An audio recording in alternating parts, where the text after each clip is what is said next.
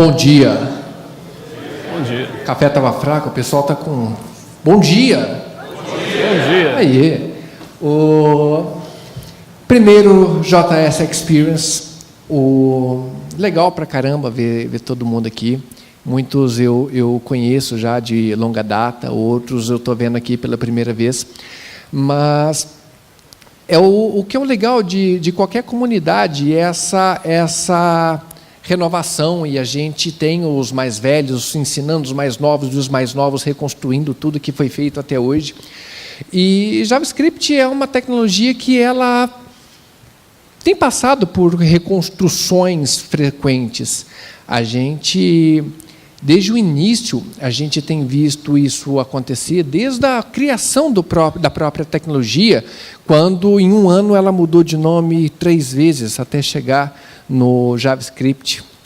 E foram muitas evoluções, muitas mudanças, até a gente finalmente ter a ECMA trabalhando em cima de standards. E aí nós tivemos a ECMA 3, a não existência da ECMA 4.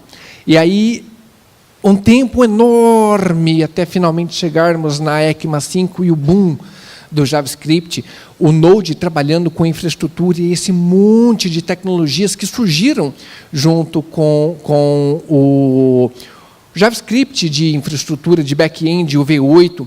E então, assim, muita coisa tem acontecido, e tem acontecido muitíssimo rápido. E é até difícil a gente se manter atualizado em cima de tanta evolução acontecendo tão rapidamente.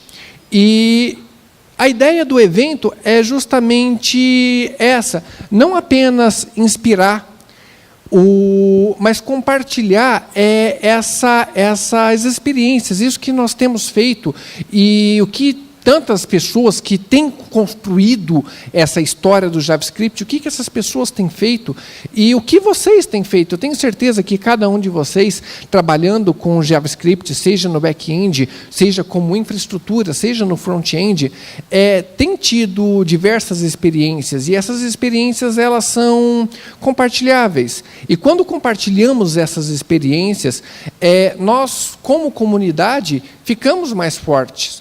E é justamente a ideia do evento. Então, para a gente abrir e iniciar os trabalhos, eu gostaria de chamar o Léo Balter.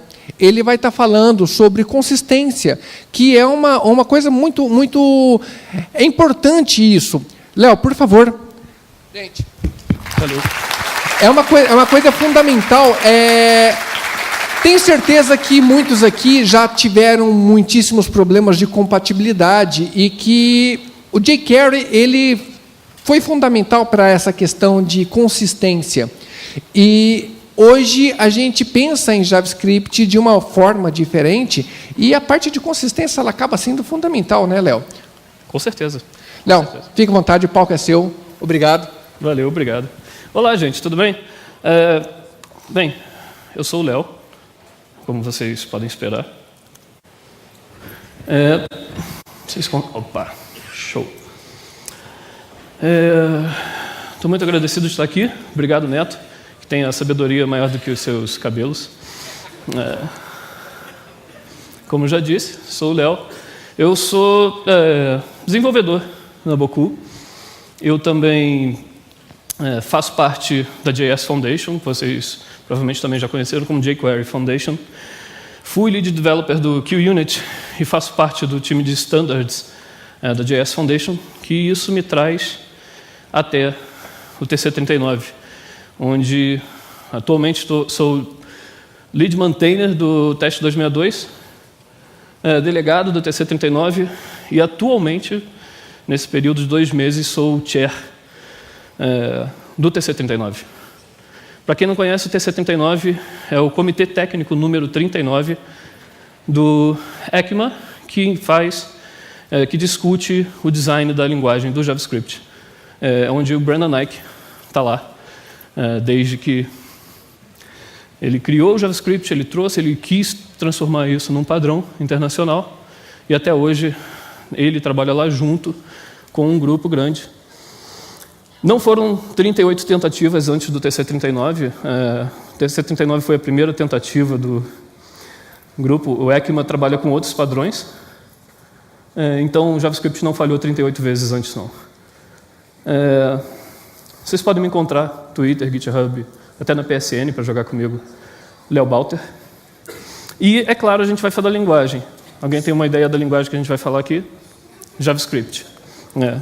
Claro. Então, o design sustentável de uma linguagem. Como a gente planejar o JavaScript de forma que ele se mantenha. Na verdade, é uma resposta que pode ser para qualquer projeto. Estou aqui falando do JavaScript. E eu vou começar com a colaboração, que é um dos pontos mais importantes para mim. A gente lá no TC39, no ECMAScript, após o ES6, em 2015, a gente largou o formato que a gente usava anteriormente, que era um documento Word. A gente tinha até o S6 era um documento Word, onde o editor mandava aquele documento por e-mail para os outros delegados. Os outros delegados faziam comentários, faziam uma revisão, comentários, mandavam de volta, ele compilava todos os comentários e mandava de novo. Era um processo muito ruim de colaboração. Colaboração é o primeiro processo que você tem que entender quais são os problemas ali e melhorar. Claro, depois disso foi para o GitHub. É uma linguagem de marcação muito próxima do HTML, que você encontra todo o projeto ali do GitHub, inclusive a última versão, o último draft do JavaScript, do ECMAScript, está lá, já publicado também no GitHub, porque essa linguagem de marcação é só feito um parse nela, transformado em HTML. Você encontra tudo isso, e o TC39 decidiu não só passar essa especificação para o GitHub, como também tem todos os outros projetos do TC39. Se você falar, você vai encontrar o teste 2002, vou falar mais sobre ele. Você vai encontrar uma lista toda de propostas.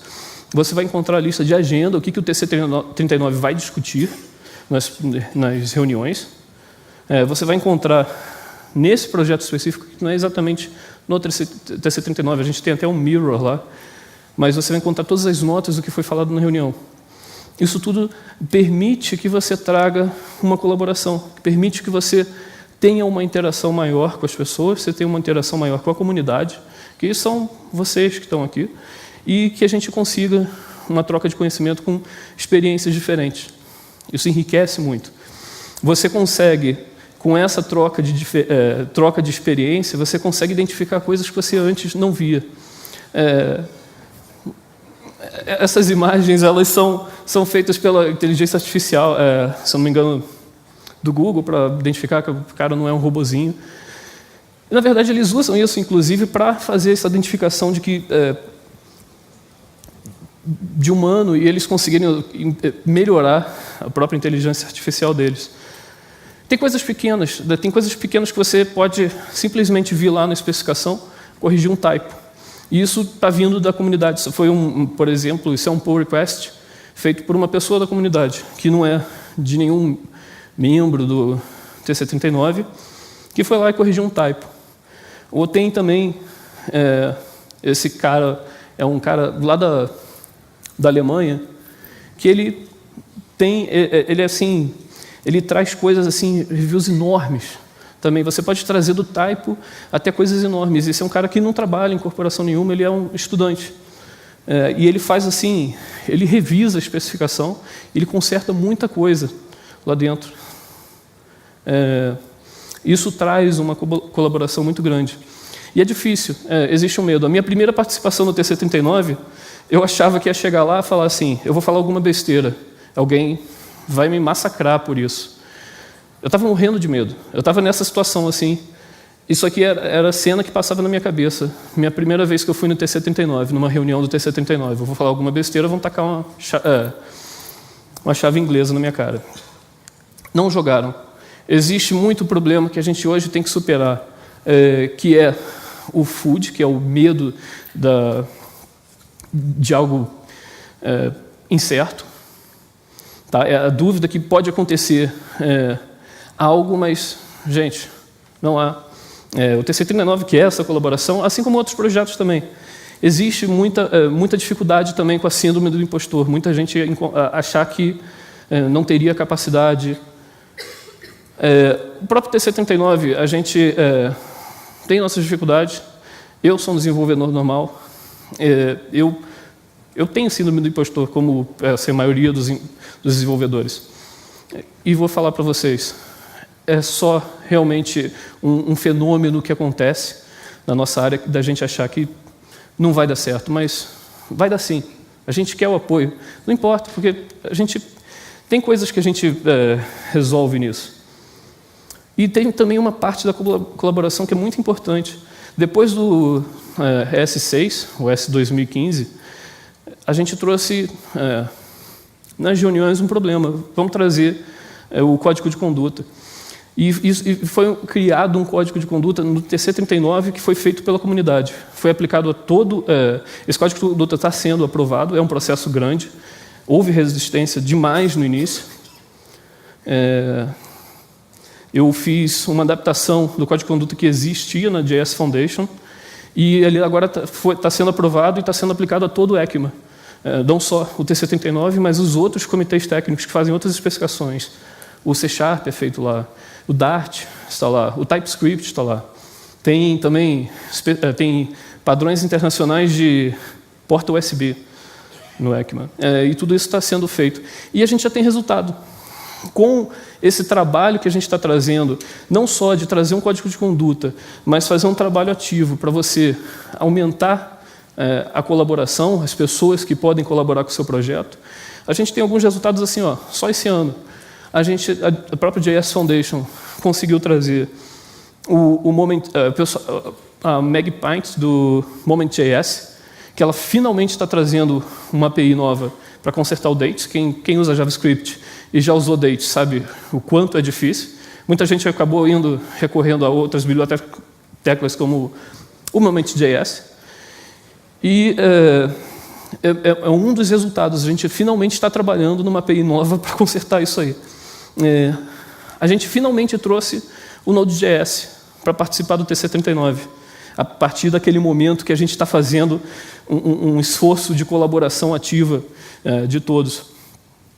O Node.js finalmente está participando. Vocês conseguem imaginar que o TC39, até então, não tinha participação ativa do Node? E quem aqui sabe quanto Node é importante para o JavaScript? O próprio NPM, meu computador dormiu. O próprio NPM também passou a participar a partir da última reunião. Teve gente do NPM, finalmente. O Babel. Quem aqui também não vê que o Babel também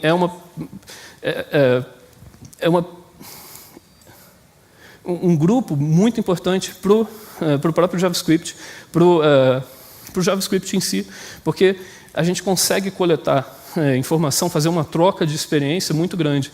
E mais importante, está trazendo a comunidade, está trazendo as outras pessoas.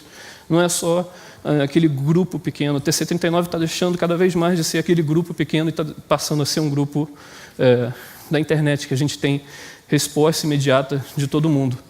Esse código de conduta simplesmente não é um código de conduta que é para simplesmente você escrever um código lá e deixá-lo livre. Você tem que manter. E é muito importante criar esse ambiente seguro. Foi esse ambiente seguro que encorajou as pessoas de virem colaborar, que garante que a gente tenha essa troca mais rica de experiência, que garante que a gente possa fazer o JavaScript melhor, com uma troca bem mais rica, com muito mais feedback. E depois disso, o que você precisa também, uma dessas partes do design sustentável, é você trazer a documentação. Projeto sem documentação não é projeto. É fundamental para você identificar o projeto. Por exemplo, esse aqui é minha característica favorita do JavaScript, not a number. Vocês já conhecem eles, né? Aí eu fui falar assim, poxa, o que eu vou falar para eles? O que é o not a number? Eu fui fazer uma pesquisa na internet, uma pesquisa muito importante, muito acadêmica. O que é o not a number? Bem, aí eu peguei algumas respostas assim para o not a number e queria falar um pouco com vocês aqui, o que eu acho dele. Not a number é bom, eu curto. É bom para recém-nascido. Gente, calma. Eu acho que tem muito jovem trabalhando com JavaScript, mas você não precisa forçar um recém-nascido a trabalhar com JavaScript. É lei de vaca. Bem, não necessariamente. Existe um NaN, o leite NaN, não sei exatamente se é leite de vaca também. É melhor do que nestógeno? Subjetivo. Bem, na verdade, até o NoraNumber, por mais bizarro que pareça, e a gente tem uma especificação pequena. Existe um NoraNumber value que está especificado no IEEE 754 e que o JavaScript usa esse mesmo valor. Existe uma documentação para isso. E, claro, você tem formas de identificar o NoraNumber. Existe uma forma quebrada, que é o isNoraNumber. Isso é engraçado porque, na verdade, eu estou passando ali uma string, NoraNumber. E você também tem o number isNoraNumber. Eles são a mesma coisa? Eles dão o mesmo resultado? E existe isso que eu acho que é super interessante também. O NoraNumber diferente de NoraNumber. Alguém sabe o resultado para isso? Por exemplo, se eu tenho x, e o x é diferente de x, na verdade dá true. O NoraNumber é o único valor no JavaScript que, se você comparar com ele mesmo, fazendo comparação exata de diferença, ou de igualdade também, se você botar de igualdade vai dar falso. Ele é um número bem particular. E o isNoraNumber ele é engraçado, que se você ver ali em cima, ele é diferente do number isNoraNumber. O number foi trazido ao JavaScript com S6, para finalmente trazer alguma coisa que sirva e funcione. Porque a string NoraNumber não é um NoraNumber. A string NoraNumber é simplesmente uma coisa que vai ser convertida para o NoraNumber lá e vai trazer true. O number isNoraNumber ele vai falar, não, opa, é falso aquilo, porque não é o NoraNumber mesmo, é uma string com valor. Então você tem o próprio isNoraNumber, ele veio lá do ECMAScript 1, ele foi documentado lá, e ele converte aquele valor para um número, aquela string ali vai ser convertida para um NoraNumber, por isso que ele vai dar true. E você tem no ECMAScript, desde o ECMAScript 6, você tem essa diferenciação, onde o isNoraNumber vai ser convertido para number, e o number não vai rolar essa conversão. Ele vai realmente ver se aquilo ali é o NoraNumber de verdade. Inclusive, essa comparação estrita, tudo isso a gente tem a documentação. Não acontece aquilo ali por acaso. A gente tem tudo aquilo ali documentado. Nada acontece por acaso. Por mais que a gente fique assim, sem entender por que a gente está tendo aqueles resultados, a gente tem uma razão para aquilo, a gente tem aquilo ali bem documentado, a gente tem aquilo ali bem descrito. Porque, através dessa documentação, você precisa também alcançar a consistência. Inclusive, quando você não pode documentar, como foi o caso do IEEE, você tem coisas que você precisa especificar que aquilo ali vai ser dependente da implementação ou que você vai ter referência a outras especificações. O JavaScript comporta e funciona com os caracteres do Unicode, a última versão do Unicode, que agora está sendo o 10. E também operações com número, o próprio NoraNumber vem do IEEE 754. Tem coisas também que você precisa manter consistência, porque a partir da documentação também você traz uma consistência. É muito fácil você chamar raiz quadrada de 4, todo mundo sabe que é 2. Mas só que quando você chama raiz quadrada de 2, você tem mais de 10 milhões de dígitos, você tem uma infinidade de dígitos em matemática normal. O JavaScript não trabalha com essa quantidade de dígitos para um valor numérico. Então ele fala que aquilo ali é equivalente a esse valor aí. Ele tem uma limitação. E essa limitação precisa ser consistente. Como o JavaScript também não quer limitar a falar, olha, você vai botar só esse número exato aqui. Se a implementação do JavaScript, porque pode ser qualquer uma, pode ser o Chrome, pode ser uma implementação para robôs, você pode falar, olha, você pode até trabalhar, mas é uma aproximação que depende da implementação que é feita. Se a implementação vai permitir uma quantidade mais longa de números, então aquele número retornado vai ser de acordo com a implementação. Mas também você tem coisas que estão especificadas. Se o valor de x é NoraNumber, é claro que o resultado vai ser NoraNumber. Você tem coisas que você consegue especificar. A parte que você não consegue, você pode até botar na implementação. Mas é importante ter essa consistência. E a partir dessa consistência e dessa documentação, você vai trazer seus testes. Você quer saber que a coisa está funcionando. Você tem uma expectativa de aquilo funcione do jeito que você imaginava. E não que vai falhar ou alguém vai trollar você. Você quer ter essa expectativa, tipo, olha, eu quero apagar meu computador.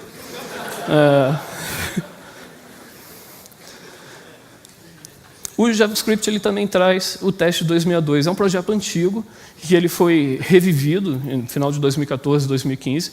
É um projeto que eu mantenho ativamente, é um projeto oficial do TC39, e onde a gente mantém todos os testes para o JavaScript. Assim como o JavaScript, todos os projetos devem ser testados, inclusive o JavaScript. Se você tiver um experimento, é claro que você não precisa gastar um tempo. Para você experimentar coisas, você pode pular essa máxima. Você vai experimentar, é bem diferente. Experimentar, você já está testando aquilo ali, o experimento já é o teste.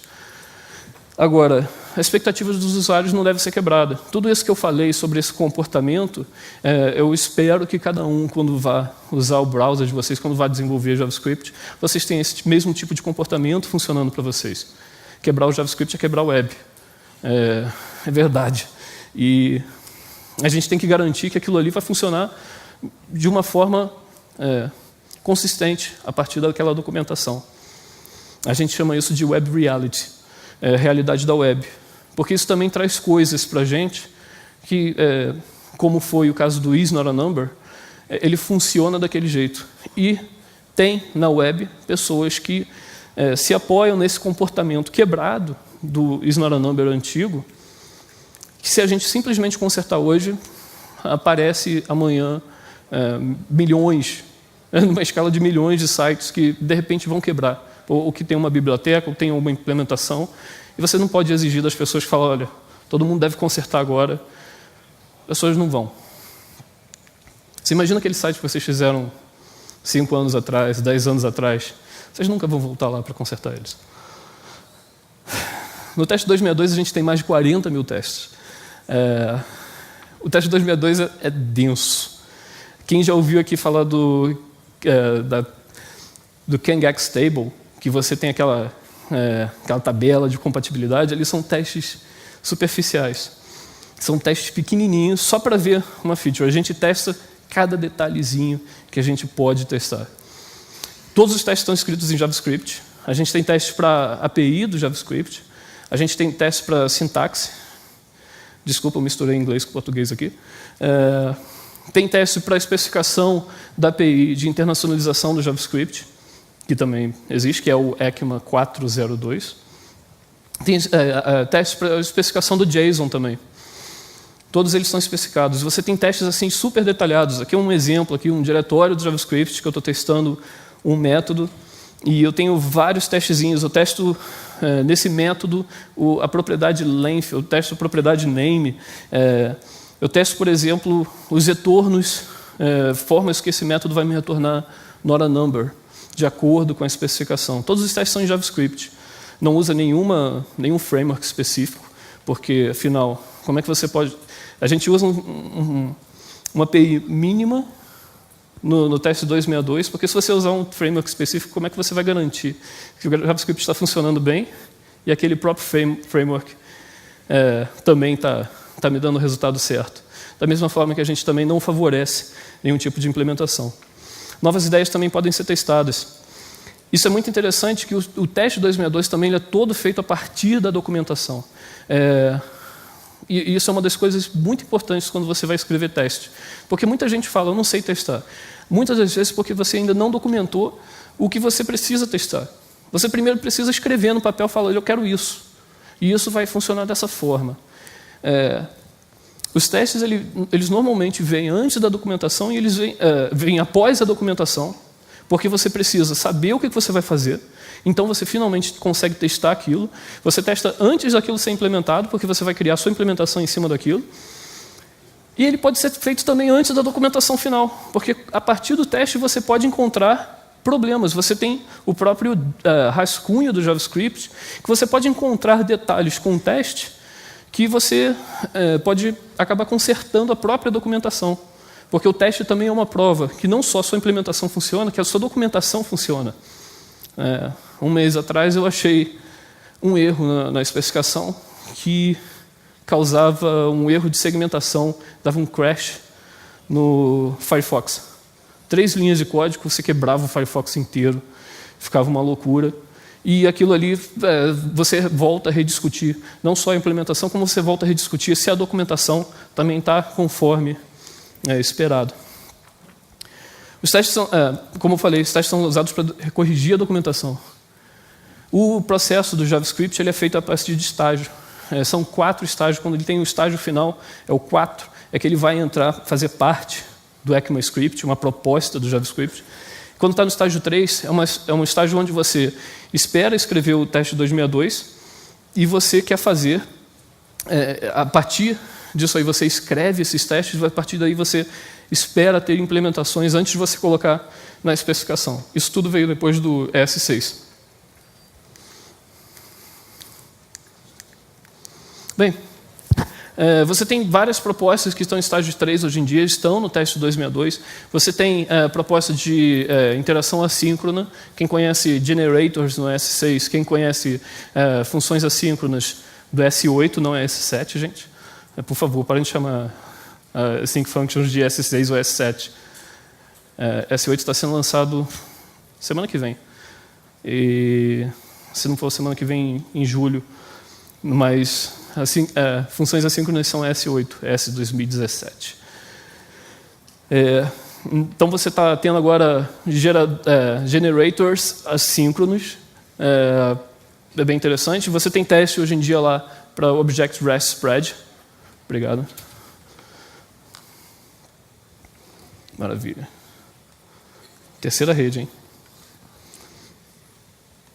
E você tem o import dinâmico. Vamos lá. JavaScript. A sua tela sumiu. Ah, tá.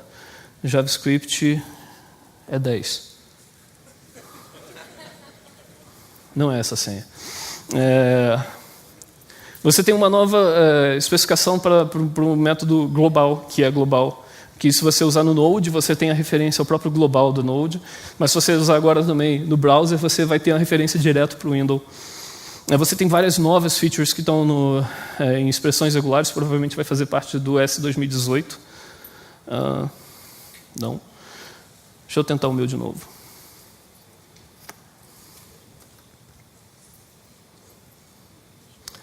Você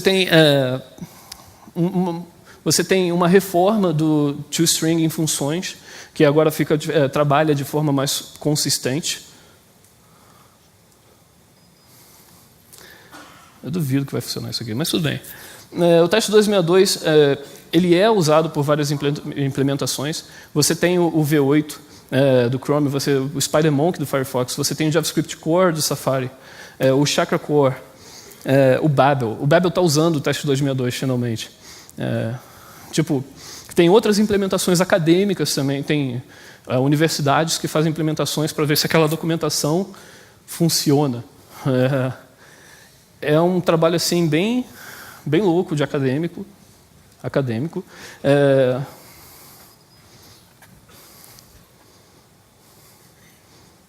Assim, eu prefiro Java.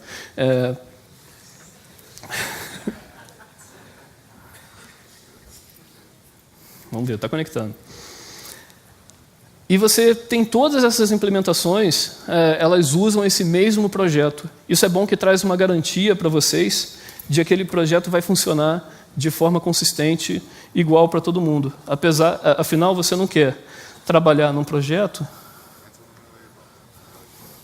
eu tenho o meu aqui, deixa eu botar aqui. Você não quer que um projeto funcione e você, quando vai para um browser diferente, não foi assim que você esperava.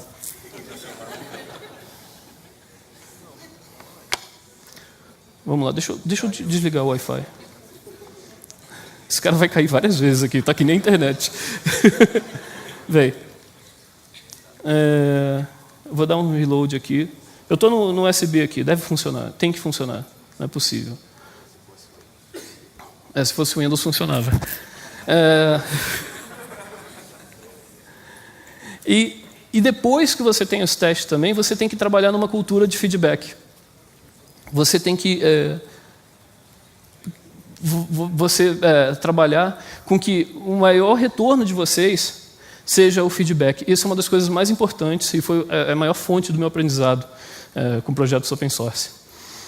Por exemplo, essa semana, isso é coisa recente, eu estava falando sobre a proposta de Class Fields, que é uma proposta ainda, está em estágio 2, e eu encontrei um probleminha que vocês podem ver aí quando você tem, que você pode ter o ponto e vírgula ou não para separar Class Fields. Mas só que se você vê ali o segundo exemplo, o bar ali, ele não sai muito bem como esperado. Por quê? Alguém sabe? Isso traz a ideia de quando você tem um problema que é também um dos meus problemas favoritos, que é a tartaruga em cima da árvore. Se alguém ainda não conhece, você pode pensar assim, alguém já viu tartaruga em cima da árvore? Tartaruga sobe em árvore? Ela não consegue. Então alguém colocou a tartaruga em cima da árvore. Ela tem uma razão para estar lá, você ainda não sabe. Você vai tentar entender por que ela está lá, ou não mexe. Deixa ela lá, alguém colocou, tem uma razão. Eu fui trazer essa dúvida, falei, aconteceu com isso aqui. Era outro título, essa issue. Eu criei uma issue lá, vim discutir. E eu tinha basicamente esquecido. O cara me lembrou, falou, olha, você esqueceu que o JavaScript insere ponto e vírgula automaticamente. A minha reação é essa. Eu odeio inserção automática de ponto e vírgula porque causa essas loucuras todas ali. Era o que estava quebrando o meu código. Isso foi um feedback e foi uma lembrança. Reforço o aprendizado. Mas é interessante que esse feedback, você também tem um conceito que o Brendan Eich traz muito para o TC39, que é você extrair o máximo do mínimo. Vamos lá, vai funcionar agora. Você extrair o máximo do mínimo, ou seja, de uma coisa pequena ou do menor ponto de problema que você tem ali, qual o máximo que você pode extrair daquilo, qual o máximo que você pode discutir em cima daquilo. Essa mesma issue a gente usou para falar assim, será que inserção automática de ponto e vírgula é uma coisa boa? Será que vale a pena rediscutir isso aqui? Isso aqui já foi discutido antes. Será que vale a pena a gente trazer isso de novo e fazer uma rediscussão? E está sendo rediscutido e a gente está fazendo uma forma de como a gente vai, então, resolver aquele problema. Porque existe um problema de percepção de usuário, de desenvolvedor. O usuário é o desenvolvedor no JavaScript. E daquilo ali foi uma ideia nova. A discussão nessa issue agora, convido todos a visitarem, vou publicar todos os slides no meu Twitter, visitarem essa proposta, visitar essa issue. Existe uma discussão lá muito interessante, está ficando muito rica, com outras pessoas também, de comunidade, e pessoas dando feedback, falando, eu acho que é bom, mas eu acho que tem esse problema, eu acho que pode ser assim, e a gente está discutindo uma forma de resolver esse problema daquela expectativa ali, onde aquele código ali parecia quebrado. Então a gente está extraindo o máximo daquela pequena issue ali, que eu podia ter dado como resolvido. Você tem, por exemplo, expectativa. Alguém sabe o valor para se eu der um type of null? Quem sabe a resposta disso? Poxa, o pessoal sabe. O pessoal está sem graça de levantar a mão. Tem gente que sabe. Uma pessoa só levantou a mão. Bem, eu fiz outra pesquisa também, acadêmica, sobre o tipo de null, e fui perguntar para os acadêmicos qual era o tipo de null. Aí no JavaScript, o tipo de null é confiável. É sim, ele vai ser sempre o mesmo. É bom? Também, eu acho muito bom, é ótimo que sempre seja o mesmo. E o tipo de null é o sol? Não é o sol. É o quê? É objeto. É uma string objeto. O null retorna assim, desde o JavaScript, desde o ECMAScript 1. Isso foi questão de como o Brendan Eich implementou naqueles 10 primeiros dias que ele trouxe o inferno para o JavaScript, mas ele implementou daquela forma. O timer está dizendo 0, mas vocês me deram 10 minutos a menos. Eu tenho 5 ainda. Doador universal. Bem, o type do null, o tipo do null é o doador universal? Não, ele não se registrou como doador. Receptor universal? Bem, sim, ele sempre recebe uma chamada do universo JS. Essas são as minhas opiniões sobre o tipo de null. Mas, na verdade, vai ser objeto. Em resumo, você tem colaboração, você tem documentação, você tem consistência, os testes, a cultura de feedback, para também você atender expectativas, e, claro, tem o Not a Number, que é o meu tipo favorito no JavaScript. E esse cachorrinho é lindo. São bons padrões para o JavaScript, são bons padrões para qualquer projeto.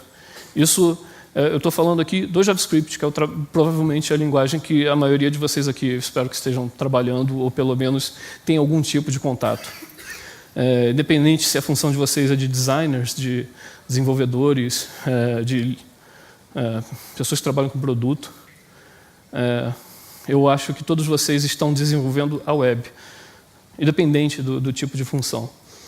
E no final, no TC39 também, a gente não é uma corporação gigante. No final do dia, a gente sempre vai ser um desenvolvedor, uma pessoa comum, que a gente está direcionando a web, rumo ao futuro do JavaScript. É essa a minha mensagem que eu tinha para dar para vocês. Muito obrigado.